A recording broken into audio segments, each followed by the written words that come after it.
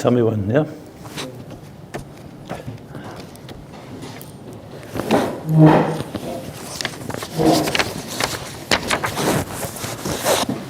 Okay, good morning. A good Yontif, right? So I say Yontif. Dalet Kislev. So I want to continue as a part two to what I started last week. I know it's strange to call a class Kelipos achra, but that's basically what we're talking about. Because part of the whole Hishtalshelus, obviously, where the Eibishter created the world, as I discussed Barichas last week, is not just that there's a Hishtalshelus of Madrega LeMadrega, in other words, from the highest levels of Eir Ein Sof, and as it goes through the Tzimtzumim, and Slavish manifests in Kelim, and through Atzilus, Abri, Yetzirah, Asiyah. That is already also a challenge. But there's not an union of it's not ultimately, as the Alter Rebbe says in Tiny Perek Lamed Vav, a tachlis ahelim. There you could say it's diminished. Moshe Nasir Ruchnis even, as I mentioned, is Malachim, and they serve Hashem. Good, they don't have the same Gilui Elokus, let's say, like in Yetzirah, or in Bria, or Atzilus. But to deal with the world we have, it's a whole new reality. This isn't just a world where Elokus is somewhat Behelim, or very much Behelim. It's to the point that it's completely concealed. But I look at the world. People can behave the most atrocious ways, completely hipach. Like he says, to the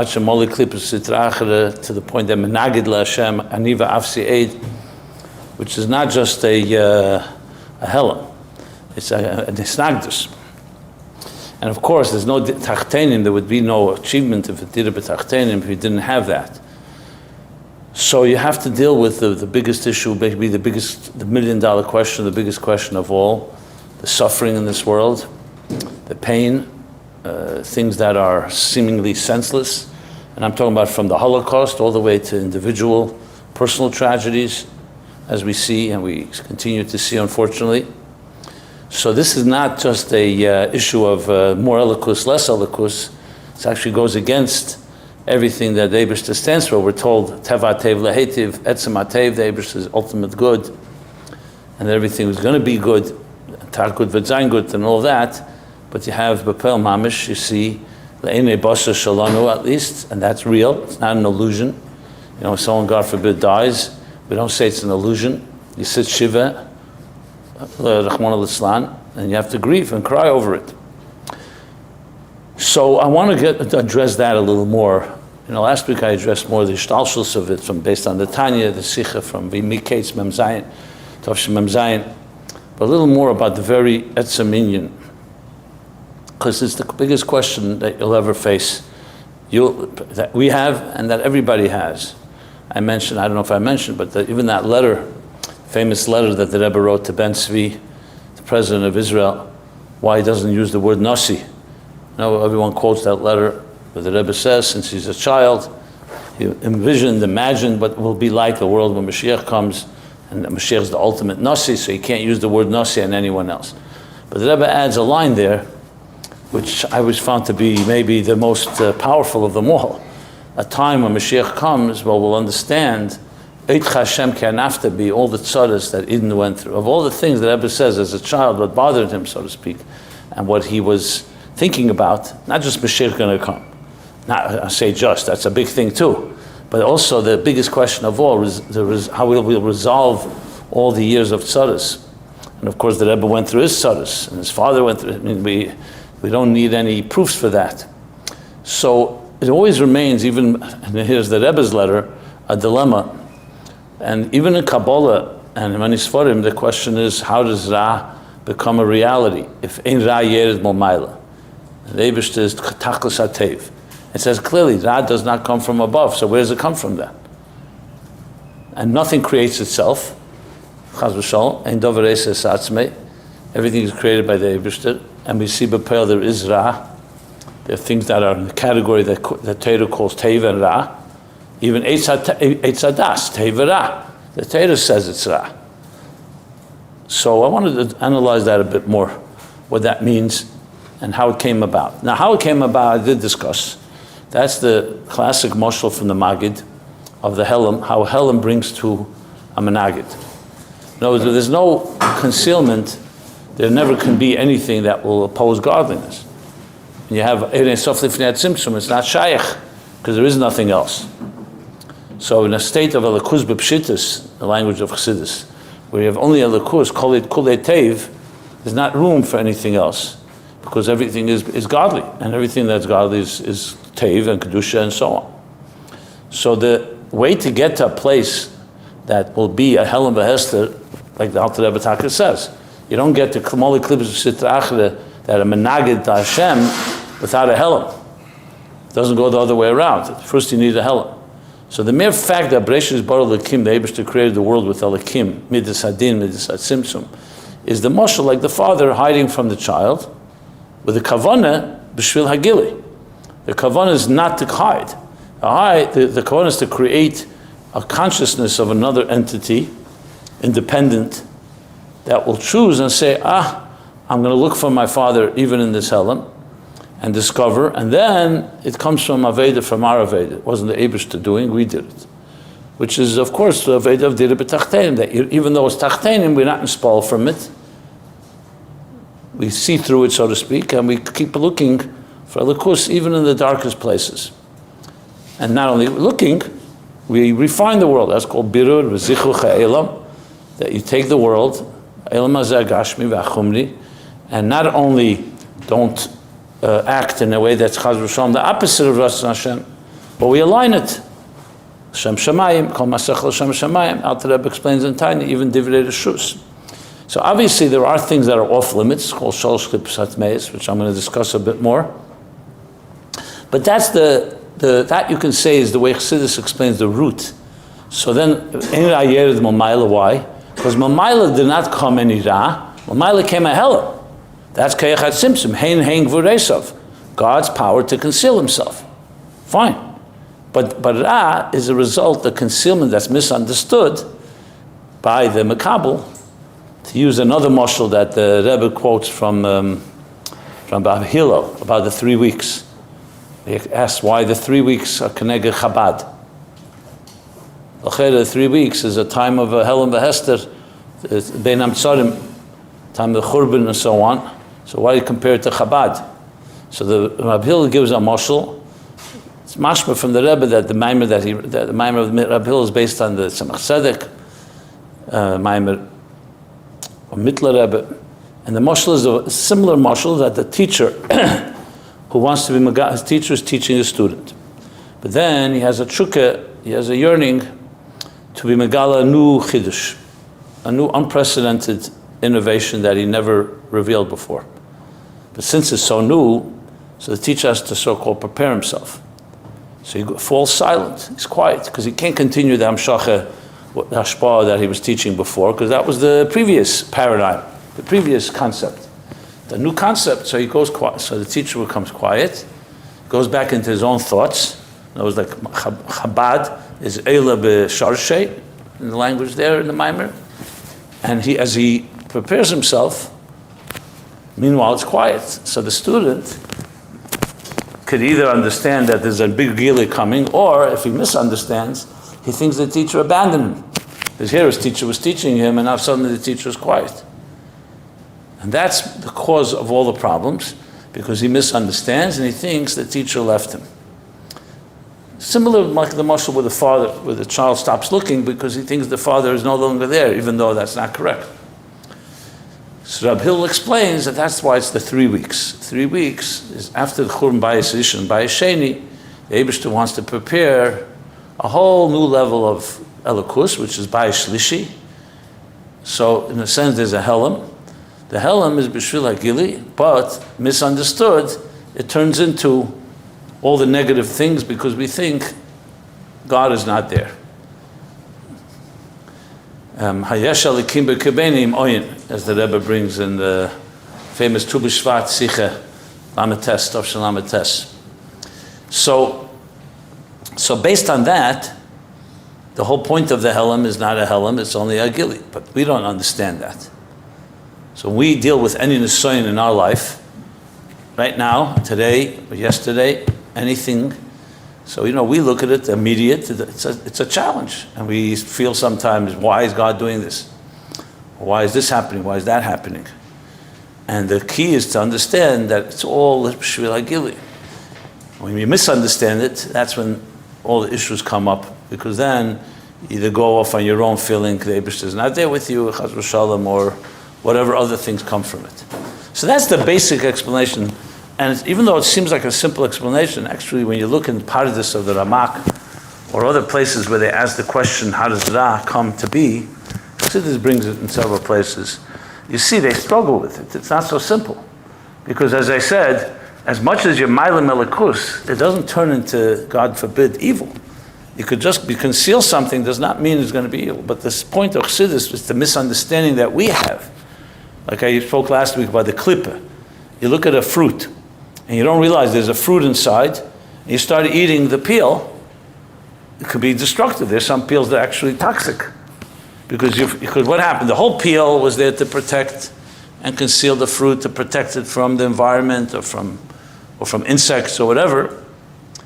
And here, you are misunderstanding, you think the peel is a tachlis la'atzme. Okay, so that's the general explanation. But to go a bit deeper, I wanted to go to bring another, this is a number of sikhs of the Rebbe, but I'm going to specifically look at the sikha, famous sikha, Chut Sichas Chelik Vov, Shmois Beis, by Levenim and Avonim. I'm sure you've all learned it because it's like one of the classics, as they call it. The Rebbe said it mostly actually in Shabbos, with Shivasa B'Tammuz, I believe, Nitche. Yeah, Bolok Tavshel Chav Dalet was a Shivasa B'Tammuz Nitche. So the Rebbe speaks about Kelipos V'Sitra Achra. The Sikh is really about the Taimei Habriya, the three main reasons why God created the world. So you have the three Madregas. One is L'gala Shleimus Kechesav, to reveal his Keches, that's what it says in Eitz Chaim. The other is Yakiru Gdulase, or Begin Dish Tamudim Bey, that we should reckon that there should be Kalim to be Makabul, and recognize godliness, or God. And the third, the ultimate time, is Nisavakosh Baruch Hu Yisleis Baruch Dira B'Tachtenim. And the Rebbe essentially explains how the first two timing is in Eir. So Eir wants to be Megala itself, Eir is Mashpia. The second time is Mitzad Keli. And the third time, the ultimate reason, what the Tzemach Vov calls Tachlis HaKavana, or Tachlis HaMitis HaKavana, is Dira B'Tachtenim, that's Mitzad Etzem, Asmus. And the Rebbe explains in a number of places that all the time are valid. It depends where you're speaking. The ultimate time, you need to have Nesava, because it's the only way to explain why the Eibishter would create Tachtenim. Because L'gala Shleimus Kechesav, Atzilus is enough. Bria, definitely Atzilus. Even Yakiru Gdulase is also the higher worlds. Only, how do you explain Elam Hazeh with all its halomas? That's what the Alter Rebbe in Perek Lamed Vov, Dira B'Tachtenim. Okay, but I wanted to touch upon a few key ha'aris. One the Rebbe, I believe, wrote himself, but it's all obviously based. So the Rebbe writes, I'm looking at ha'aris 73, if you want to look at it at some point. So look at this. Let me just get to that point here.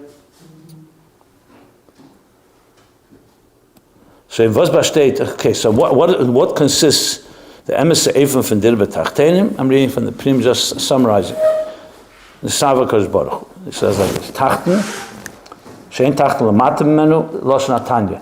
Being hester eri is baruch cheshkov from chuplat shomol klipsat Hashem neged Hashem mamish leimer ani v'avsi eid.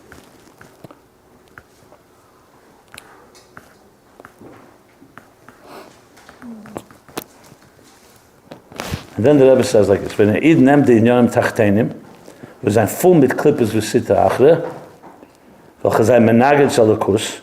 So here's the Aveda. So we're taking Tachtenim, Mole, Kelipos Sitra Achra. What does that mean? Remember, Kelipos Sitra Achra does not mean Ra. Klippa means a shell. And Sitra Achra just means the other side, not Kedusha. Und dort macht auf Adirileis Baruch, and that doesn't exist in the higher worlds. In Atzilus, you can't make that mistake. You can't say the Kalim of Atzilus are Mailim on the Eir, and therefore you have neged Hashem mamash. You can't say that. The kelim and atzilus are kelim take, but they're kelim that are iyu v'garmu echad. They're completely aware of the eir. It's only here that the kelim or the klippa can not be aware.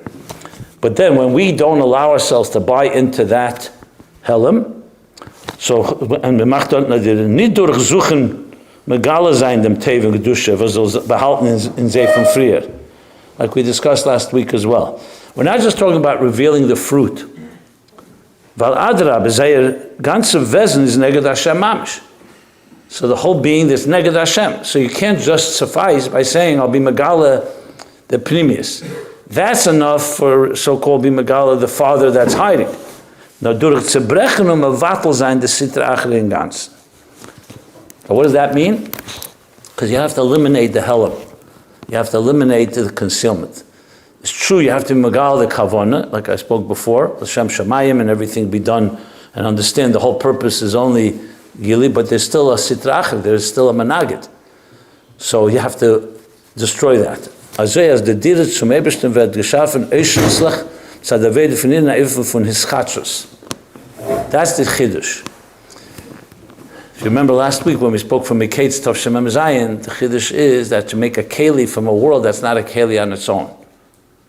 Because remember again, the fact that there's a helam, so the helam, if it's not used neged Hashem, so fine. So you have to then reveal the good within it. But once it's got to a point where you have absolute isnagdus, well, let's say someone says aniva afsi eid, that's like that's opposing God, b'kitzur. So there, to change a world like that, like this world, which we call an agnostic world, there's a chiddush necessary, because even if someone does a mitzvah, it doesn't change the matzav ha'elam. We need to change the whole attitude that the helam v'hest in this world should not be mistaken as meaning that we're on our own, and that's the ischatzus. Das is the did of us Nesava Kodesh Baruch Hu. Okay. So here in the Ha'ara, the Rebbe writes like this. I'm just reading the Ha'ara, then I'll explain. V'eidinyin b'zei, right? Klippas v'sitrach le'metzias the header. He brings from Teirah Shalom. I'll explain in a minute what that is. Ubemela, I'll just read the whole Ha'ara. Alidei aveda diskafi v'sitrach v'sapcha chashech al nehera nasa chidush ba'abriya shenasa meheder metzias. Which is a very interesting expression from Heder Mitzias. So let's talk about this a moment. So there's an interesting Ragad Shavar. Start with the Ragad Shavar, Pasha Bereshis. He says something which is it's a nigladik expression, but it's very chassidish word. He says that before Eitz Hadas, Chet Eitz Hadas, anything that was osur didn't exist. If something the Eibishter said is not allowed, it didn't exist. It wasn't there. It existed. Like now, for example, there are things that are devarim asurim, and unfortunately, people are aver, and it exists. You can't say it's a dimyan.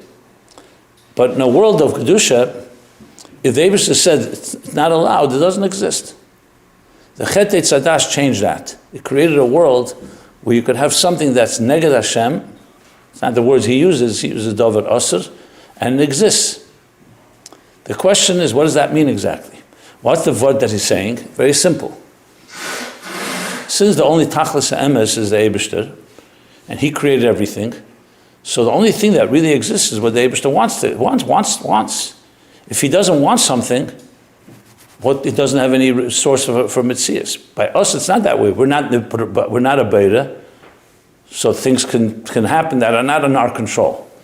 But if the Eibishter doesn't want something, then it wouldn't exist. And yet you see, the Torah says that dvarim mutarim and the dvarim asurim. So what does that mean? So the Teirah Shalom explains that klippas by etzem come from heder, they're mitzias of heder. It's because when the Eibishter said, I want this and I don't want this, so even from something he didn't want, something was created, but it's not an actual creation, it's called a negative creation. Because I don't want it, basically, in other words, this whole mitzias is not to exist.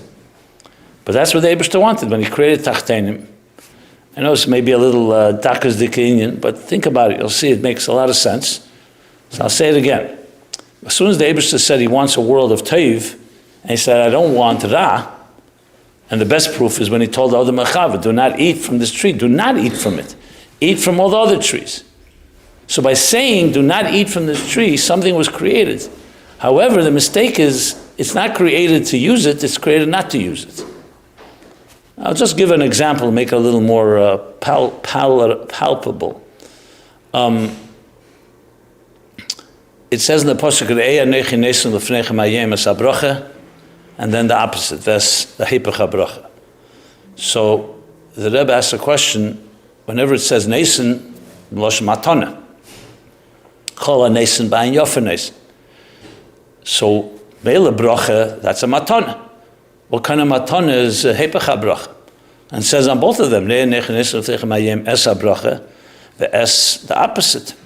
So how could you say nation on the opposite? And the Rebbe answers, very balbatsh, very profound answer, that when you're traveling and you come to a crossroad, and you don't know where to go, so when someone tells you, go down this road, okay, that's good. This is the healthy road to go to. If someone tells you, don't go down this road, it's a dangerous road, that's also a bracha. In other words, the bracha is not just to tell you what to do, it's also to tell you what not to do. As a matter of fact, sometimes we know what to do, but we're not always warned what not to do. And we could then get into trouble. Because you could say, okay, fine, this road is a good road. But you didn't tell me this road was dangerous. And you end up going on the other road, you get hurt. So bracha doesn't always mean to tell someone what to do, it's also telling them what not to do. What's the bracha in it? Not to go there. The bracha is not to go there. In other words, the advice is to tell you what to avoid. So essentially, when the Eibishter created the world, a world like we say, tachtenim, and it's a helam, and kol drachim b'cheskes sakana, you travel this world. If you don't have Torah and Shulchan Aruch, you can't always know, even with Torah Shulchan Aruch, it's not always easy. You can't know what's right or what's wrong. I'm not talking about things like that we have behergish, not to murder someone, like the Gemara says, ilmol nitera, we would learn sneers from a chsul, from a cat. I'm talking about so many things in life that you need a Rav, you need a Shulchan Aruch, you need a Torah Eir to tell you, is this right, is this not right? So the Eibishter gave us two brachas. One is, here are the things to do, Eila Maisa Sheyasun, Eila Shalei Tasen. So Leisa Seh is just as powerful, if not even more powerful, than a mitzvah seseh, because it's telling you what to avoid. So is that a good thing or a bad thing? The answer is, the good part is to avoid it. What happens if you do what you should be avoiding? So you're giving it mitzias. That's what the Rebbe Rashabas says in Teirah Shalom, that Klippa Ra, what he calls, Klippa Sitra, mitzias the heder. There are mitzias, but a mitzias that you should avoid. So the chayas that is in that mitzias is to not do it. That's why we say, for example, the expression shvirosan zui takanosan. A common expression, Chassidus brings it, Halacha brings it. What does that mean exactly? Is it shvira or is it tikkun? Breaking is the tikkun. And the vart is, and this is one of the chidushim here, the vart is, why is it breaking the tikkun? Because its inyan is not to be done. So how do you mekayim a thing that the Eibishter created that you should avoid? By not doing it. And by not doing it, that's its tikkun. So shvira is not always a bad thing. It depends what you're breaking. Like when we say seisra manas livnes. You see, they raise a building. Raise with a Z. You destroy a building, say, hey, it's destruction. And then you realize, no, they're taking down the building to build a better building. Like we talk about Churban Beis HaMikdash in a way, in that same context. So it all comes down to where you're going with it. So the Rebbe says here, that's so. So it's a mitzvah the heder on its own. So in other words, let's talk Begashmis. Adam and Chava are placed in Gan Eden. Here's, we call Eitz, Hagan, Techel, and Eitz Achayim, and all the other trees. Then there's one tree the Eibishter says, this tree do not eat from. That itself is a positive. He's telling them what not to do, which means simply this is poisonous. So now I know it's poisonous, so don't eat it, because you eat from it, you're going to get, you'll die. That's exactly what he says. Not right away, later, but the point is, it's toxic. So this is a bracha. It's also nesen l'fnechem hayem. However, it's what you shouldn't do. So that's heder. So there are things we fulfill Ratzon Hashem through Maisa, through Chiyuv, and there are things through avoidance. It's a completely, perfectly good thing to do. Every training, when you train someone in any craft, in any business, in anything, Don't just teach them what to do, you also teach them best practices what not to do. Not to make mistakes, not to do this thing, not to do that. Then you need both. So in that sense, the Eitz Hadas rather is being, the Eibush is Mechayim, Mahava, Mekayim, but not by saying do, by saying Leisasa, to not do. So then, now, God forbid if somebody does act on it and does eat the poison, so to speak, so then comes the Aveda of the Chidush, the Rebbe's words, Shenasa Meheder. So then when a person, one second, let me just read it again. Okay, so when you avoid it, you're making from a Heder a Metzias. Because by avoiding it, you're not doing it, so therefore you're giving it its real chayas, like Shviros and Zuyat Takanosan. If Chaz v'Shalom, a person is Aver, so then you need tshuva in all the different ways that we can be mahapachet. So based on that, you see there's something even deeper. It's not just like a mitzvah says, it has something deeper because you're taking a mitzvah of heder and you make a mitzvah. That's what the Rebbe says in this ha'ara. You all know the Sikha also in Chelik Vov actually. Yisrei. The machlekes between Rabbi Shmuel and Rabbi Akiva, hein lav.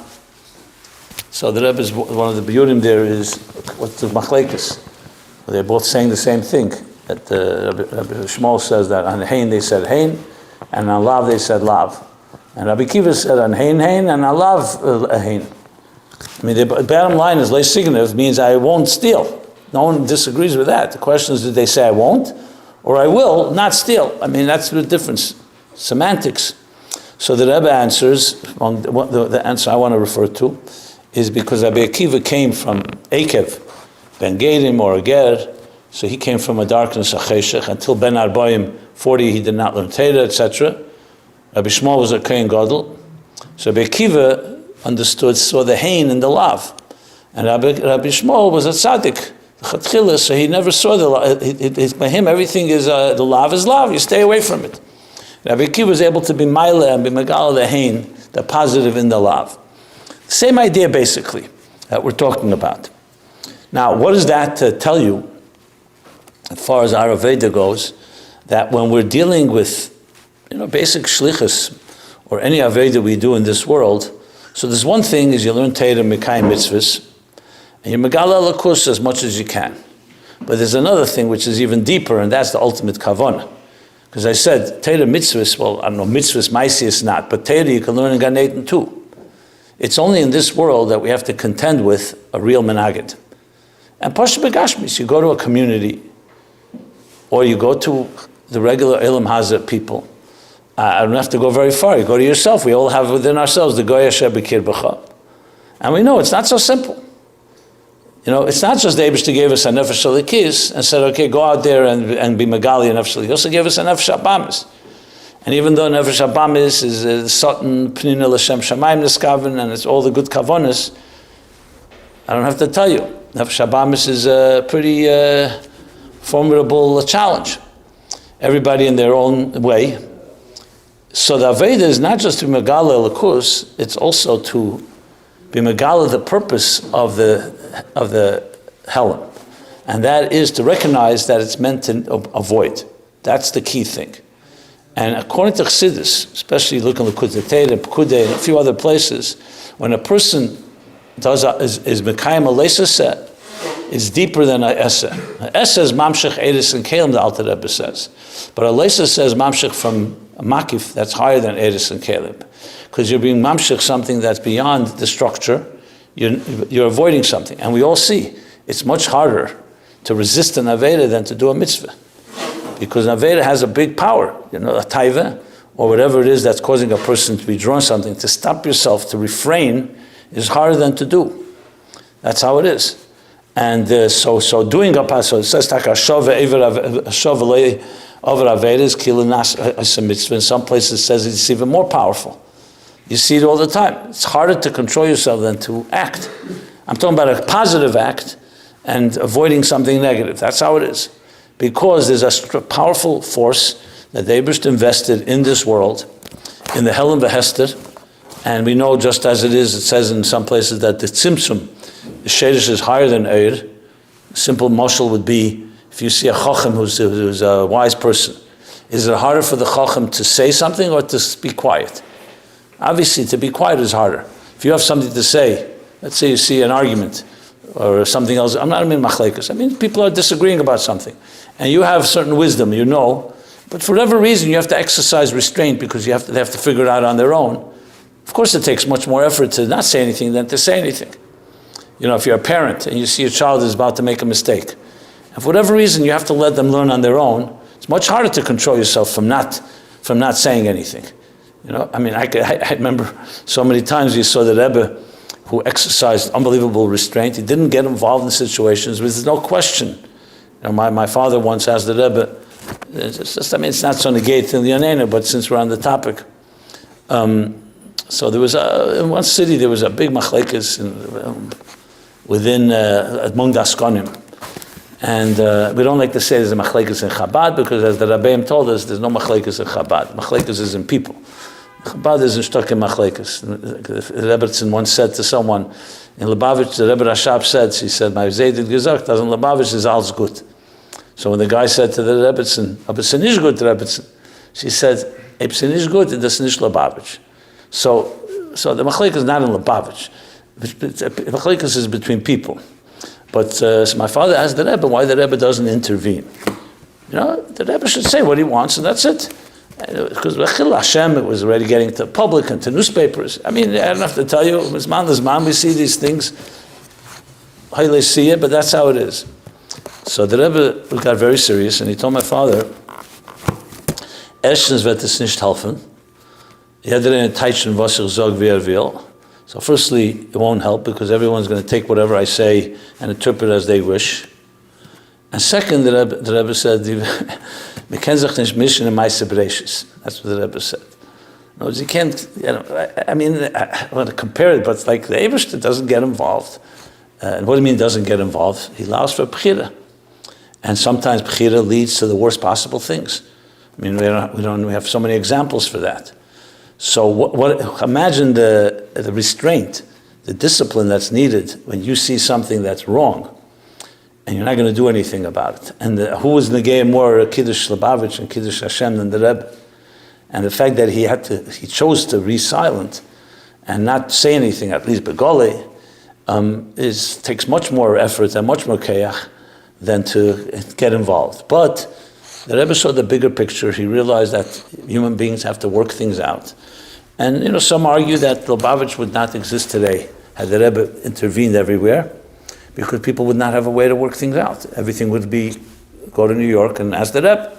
And we know clearly the Rebbe said, Al-Asar, go to Din Teda if you need. The Rebbe wanted to create a mechanism.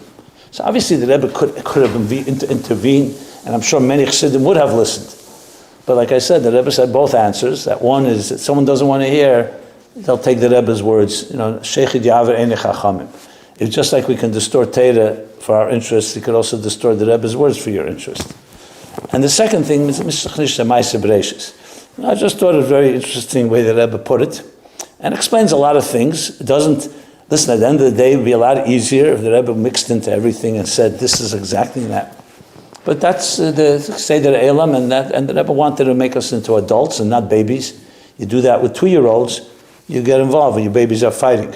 So you have to get involved. When you're dealing with adults, or you want them to be adults at least, you have to treat them like adults. And adults, sometimes they have to work it out. Well, okay, so that's, I mean, I know it's not exactly Metzias HaKlipos, Metzias HaHeder, but you get the idea. So I wanted to address that because also, you know, if you look in many of the Sichos and Maimorim of the Rebbe, this theme is very, very common. May not always use the word Heder and Metzias, but when the Rebbe speaks strongly about, like in Bos Legani, Kadis Kafir B'Sitra Achri, Yistalik Yikor de Kudsha Bricha B'Kula Alman, the Skafir part, we all know about Isapche, but the Skafir, the power to control, which means to Kefas Atzmei, simply restraint, is a tremendous power, and in Dafka it's only in this world. The Rebbe, I'm trying to remember, there's a Sikha, it'll come back to me, I don't remember right now. But Bekitzer, going back to the point here, so I wanted to just, as I said, add this whole piece about Klipos Sitra Achra, because this is what we're contending with. Now, I don't know if any of you are going to ask this question, but I'll ask this question. But so where do we stand now? The Rebbe said the Berurim are finished. Said it clearly many times. Staim Avedis HaBerurim. Berurim is the birur of Tevera, the birur of the Klippa from the Eichel, from the Metecha Klippa, Metecha Pselis, or Pselis Metecha Eichel. So where do we stand now? And why is the world a world of Klippas and Sitra Achra? The Alter Rebbe says in Perek Lamed Vav, is it still Chal? So listen, we don't need that many proofs. The fact is, God forbid, there's still tzaras. There's still theft, and there's still murder, and there's still war, and there's still sinah, and there's plenty of things that come from the other side, not from Kedusha. So I want to just address that a bit, because that would be a good way to tie it all together. So where do we stand? I mean, if you look at the Rebbe's words in the Sichos, and you didn't know what's going on in the world, you'd think the world is mamish at the threshold of Geula, Erev Shabbos, achra chatzos, and we're ready to march into the Geula. You look at the world with our eyes, and for many will say, as many people have asked me, I don't see a difference. What changed in Tov Shin Nun, Nun Aleph, Nun Beis? And the Rebbe said things changed. Yes, the Soviet Union collapsed bloodlessly, without war, the Rebbe quoted, the Iraq War, many different simonim the Rebbe brought. But B'Poel Mamish, there is still a Yetzer Hara seemingly, and there is still people behaving in ways that are not exactly apitera. And again, Yada Inish B'Nafshe. I remember Mamish in Tov Shin Nun Aleph. It was one of the times the Rebbe spoke very strongly by Fabring, and then it's time Avedis HaBerurim. And now the only thing left is to open our eyes. Similar to Chayesar Nun Beis, that Shlichus ended, now we have to be Makabel Plei Mashiach. And even then there was debates what that meant exactly. So I remember a guy, after Chazara, we Chazar to Fabrengen at Motzei Shabbos. So a guy came over to me, a younger bocher, and he said, I heard, the Fabrengen, I heard the Chazara. I have to tell you, my Yetzer Hara is just as active. And nothing changed this Shabbos, or last Shabbos. So I told him, don't worry about it. Mine is also active. So, let's join the club. So he says, so what does the Rebbe mean? If my Yetzer Hara is active, what changed? And it's a very good klotz kasha. It's a simple question. By dollars, with that kufa, I think, someone went over to the Rebbe and whispered to the Rebbe something about, I think he said, I think it's on video today. Maybe they black out the face, I don't remember, but he says to the Rebbe something that he's doing Yefutz Manasach Chutza, but he has sometimes Hirhurim and Taivas and then B'chshav Zaris, etc. So the Rebbe told me he should be Madgish more than Ma'anesecha and then the Chutza. But then I think he said something, Yetzer Hara, something like that, and the Rebbe said, was wirst in Spol? Why are you so in Spol? Du hast a Yetzer Hara. The Rebbe started pointing to the people in the room. He says, Erat Yetzer Hara. Allah mi Yetzer Hara. Was wirst du in Spol? So the guy started looking at everybody. So the Rebbe said, you don't have to embarrass them, But what was the Rebbe saying? The Rebbe was not minimizing. It means there is such a concept. The Eibishter gave us the Yetzer Hara. We didn't create the Yetzer Hara exactly. So how do you explain this? So let me just use the last few minutes to share. I've shared this, I think, here too, but it's kedai to repeat because it's a question a lot of people ask.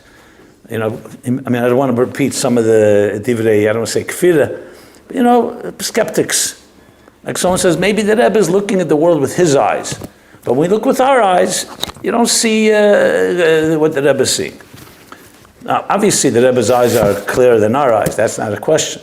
But the Rebbe said we should open our eyes. It means he wants us also to see it. That means it's ein mevaker shel lefikechan. So you have to say that we can also see it. That the Rebbe sees it, my kamashmalon. Of course, the Rebbe sees Geula, so he sees Geula. But the goal is not just the Rebbe should see it, that we should see it and live it, etc. So then I remember back then looking through all these topics, doing research. So I found the famous letter from the Rebbe, in Tavshin Vov, Tavshin Zayin, I believe, was printing. Then they were printing Kevitz Lubavitch. The Rebbe was publishing Kevitz Lubavitch, which was events in Lubavitch, but there was also a section called, a column called Tshuvas Ubiurim, where people write to the Rebbe questions in Nigla, Chassidus, mostly Chassidus, and we have like a good 25, I can call it essays if you wish, that the Rebbe responds. Beautiful stuff, unbelievable. And it's one of the only things we have mamish from the Rebbe's own writing. And it's not just a Shima that he wrote the Kitzur, it's like fully written out, published, and so on. Later they printed it in a kavitz called Chuvas B'Yurim, and now it's printed in Igros Kodesh, in Chelik Aleph and Beis, all these Chuvas B'Yurim, about all kinds of topics. One of them, someone writes to the Rebbe to be Mavayah in Yoni Tchias HaMesim B'Pratis. And if you've seen it, I'm sure, right? You ever learn it? The Hagdama there is unbelievable Hagdama on Mashiach, what Mashiach is, and very practical aces. So one thing I want to quote there, the Rebbe says there that the history of the world is all evolving to become a better world. It's the Teva Elam, the Shtalshel, somebody is on, right? And then he says, except of course there are times and times, there's a dip, there's a shift, but generally speaking, everything is going toward a more mezuchach, more refined world. And then the Rebbe says, and there are generally three tkufas in this. One is called Elam Hazeh, second is Yemesa Mashiach, and the third is Tchias HaMesim. Three tkufas. The first tkufa, the Rebbe says, Melchama ben Tev Ra. Melchama, there's Tev and there's Ra. It's a Tev Ra. Second stage is the Melchama is over, but there's still Tev Ra Ba'elam. And the third stage is when the Eibishter is Ruach HaTuma Avir Min HaOretz. The Eibishter will remove Ruach HaTuma, Shechitas HaYetzer Hara, and Ra will be completely eliminated. But he says, Yemesa Mashiach is a tkufa with this Teva Ra. Now what does that mean, B'Pashtus? What it means there's Teva Ra and there's no Melchama. If there's Teva Ra, why is there no Melchama? Because you could have a war, and the war is over, but that doesn't mean there isn't an enemy. After World War II, the enemy didn't disappear. They surrendered, and they still were dangerous. But the war is over, because they don't have the power to fight anymore. They were destroyed. But they didn't disappear. So, and psychologically speaking, you think right after a war ends, everybody's, okay, great, now you have to rebuild, and you have to make sure that the enemy doesn't pop up again. It's not so simple. There's resurgencies, etc. So what the Rebbe is saying, briefly, is that you could have that, there's no koyach hara of a Melchama, where there's a molek, there's a force in Kelipos Sitracha that's at war with us. Even Yetzer Hara is still there, but what still remains with us is psychological effect. When you're fighting a war all your life, and then suddenly someone tells you the war is over, it doesn't mean it's easy to suddenly adjust. You know, the classic story of the Japanese soldier was found in the 60s, 20 years after World War II, and he was still with a rifle. It was rusty, he couldn't use it anymore, and he thought the war was never over because he was living on some Pacific island, and he never got the news. He never got the memo that the war was over, and he refused to put down his gun. So they said to him, the war is over. He says he wants to hear from the emperor himself. They said, the emperor is dead, and he didn't believe that either. My point is, you can be fighting a war, and the war is over, and you still think the war is going on, because your mind, you have soldiers, for example, wake up in the middle of the night and they have nightmares because they're still in battle mode. So I'm not saying this is a befedish and a sikha, but yesh leima b'derech efsher, based on all that we're talking, since Ra be'etzem is heder, and all became a mitzias through our actions, etc., but there comes a point through thousands of years of Aveda where we come to the end of the war, but that doesn't mean that we are still not in war mode.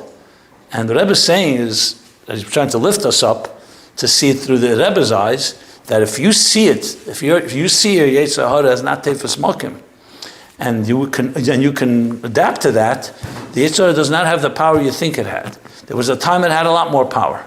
It's similar to what the Gemara says in Sukkah, that the Tzaddikim in the future will see the Yetzer Hara and they'll see that it was a big mountain, and the Rashaim will see it was a little mound. In other words, it's much more in our minds than it is in reality. So I just wanted to add that in the whole picture. You can look at that tshuva. It's very interesting how the Rebbe explains, and it explains a lot of sichos of what the Rebbe means. But the birurim are finished, but it's still not over because we still have to do something. Because at the end of the day, it's not just we can go to sleep. We need to. If someone announces the goal is here, you have to also be ready to hear it and ready to live by it. It's not just an announcement. It's not just coming mamayla lamata. It's to come also mamata lamayla. Okay. Again, it should be a Freilich Yudal Kisu. We should be reunited with the Rebbe and the Rebbetzin in the Simcha of Simchas Nesuyin. The Rebbe gesagt, man soll tanzen ein. Das ist steht eigentlich.